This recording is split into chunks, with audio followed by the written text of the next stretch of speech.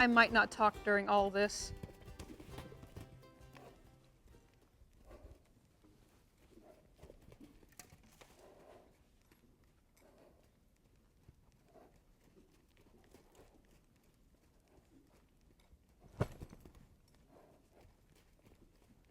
You could see there that when I jumped next to him and he was standing still, he was okay with me jumping.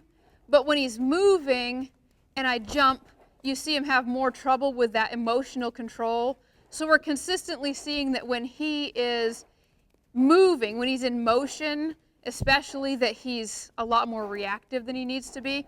Now I'm going to take this end of the stick and string and toss it up over his back and see what he does, see how he reacts.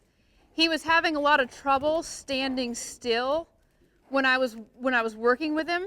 And so rather than trying to force him to figure this out while standing still, I'm going to let him multitask a little bit. I'm going to let him move his feet around while I introduce some of this. The stick and string's not going to hurt you.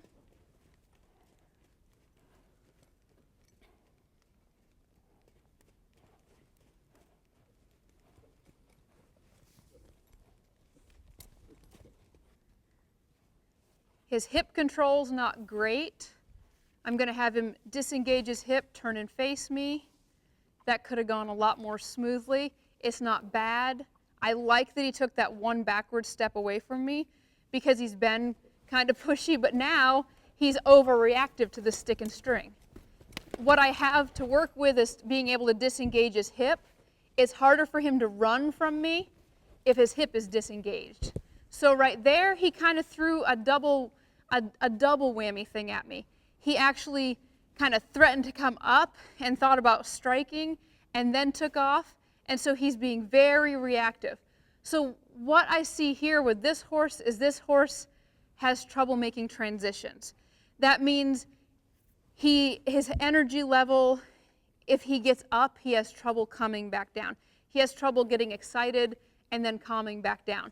Because this stick, he was okay with it a few minutes ago, and now that it's been used in motion and since I've reached out and disengaged his hip pretty firmly with it, now he's being very reactive to it again. That's where he doesn't understand why sometimes this stick hits him and why sometimes this stick scratches him.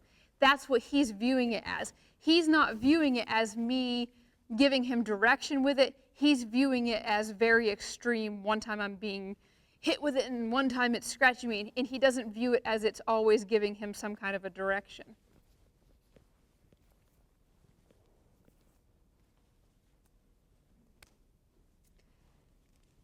Now right there, what's interesting is you could actually see him having a mental struggle, meaning the stick and string came down like a whip on his right side, and he jumped away but then decided to stay. But where he's doing something good is that he's actually staying. He didn't leave.